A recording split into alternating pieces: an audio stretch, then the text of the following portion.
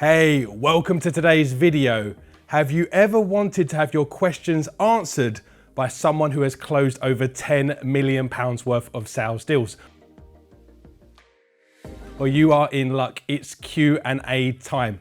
So, welcome to the video. Make sure you hit subscribe, like the page if you haven't already, and hit the notification bell. And be sure to leave me a comment and I'll get back to you. So, today's video is Q&A time. I'm going to be taking your burning questions and answering them. Let's get into it. So first of all, we've got John here. How do I gain confidence when selling? Now, the thing is, John, it's a great question. The best way to gain confidence is to follow a secret formula. I call it the confidence formula. Knowledge plus certainty plus experience equals confidence.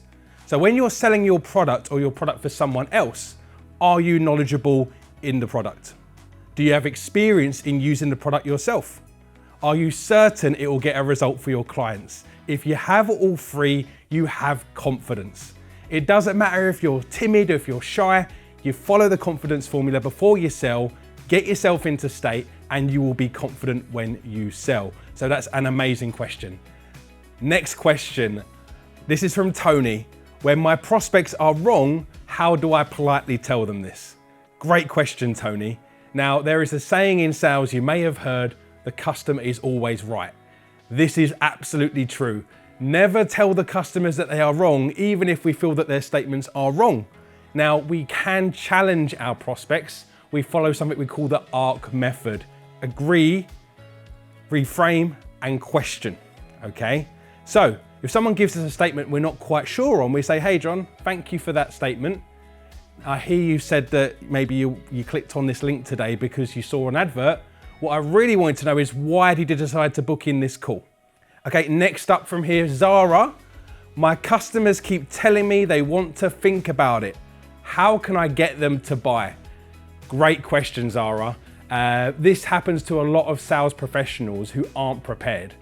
Now, most sales professionals go into selling situations and they don't build up the trust, the rapport, the authority at the start. And they don't really get to the real reasons why the customer has booked in the call in the first place.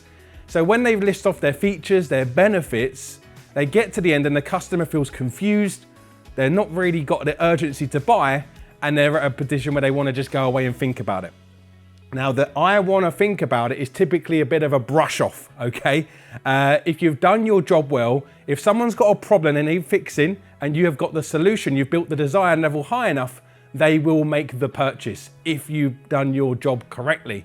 So if customers tell you they want to think about it, I would start by looking at your sales process. Let me do a bit of a fact find on your current situation to see where you're at. So once you deep dive, you gain information, you've got ammunition up your sleeve when it comes to closing. If you've built the desire, you've qualified your prospect, you can close virtually every customer into a buyer. Great question. Okay, next up here from Sanjay. What question should I ask to extract information? Great question, Sanjay. Now, there are two types of questions. We have open questions and we have closed questions. Now, open questions are the ones that you like to use to extract information. Like, why did you book in this call today? Tell me more about your current situation. What's that like? How does that make you feel? How badly do you want to change that?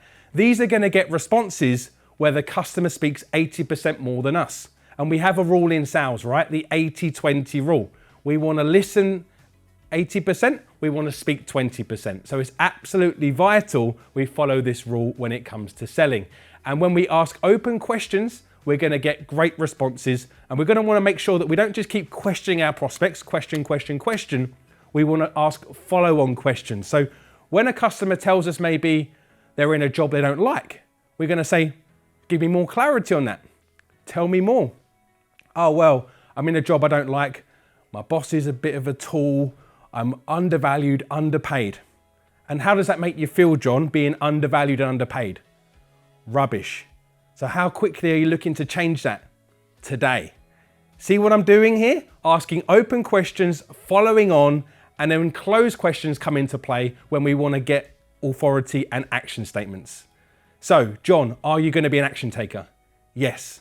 If we get you started today, are you going to be committed and do everything you can in your power to get results? Yes, that's when closed questions come into play. So great question, Sanjay. Last question we've got for today from Angela. I can't sell. How can I get better? Angela, I want to appreciate you for your honesty here. Now, you're in the right place. Make sure you tune into loads of videos, you read books, motivational content. That is the best way you can learn how to sell and get out in the real world and hang around in communities full of like-minded people. But my best advice, if you're struggling to sell, is it all starts from your mindset, okay? Now, if you are saying right now that I can't sell, you're not going to be able to sell. Salespeople are sleazy. You're going to feel sleazy when you sell. I'm not very good at this. You're not going to be very good at it. Now, whatever the brain can perceive and believe, it will achieve. So it's absolutely vital when you're selling that you've got to flip this mindset around right now, Angela, okay? So if you're saying that you can't sell, you need to say, hey, I'm doing everything in my power to learn how to be a better salesperson, and I'm getting around the right people. So one thing I would say, invest in yourself, get support, keep learning, and change your mindset. Do everything in your power to get around the right people, because you are the product of the 5 people you hang around the most. Hang around 5 negative people, you're going to be number 6. Hang around 5 successful people, you will be the 6th person. So get around the right people, invest in your education, and believe in yourself. So that is it for today's session of Q&A time. I hope you had an amazing one. If you've got any comments, leave them and I will be able to answer them. Make sure if you haven't already, like the video, subscribe and hit the notification bell. And there's plenty more videos to watch. See you in the next session.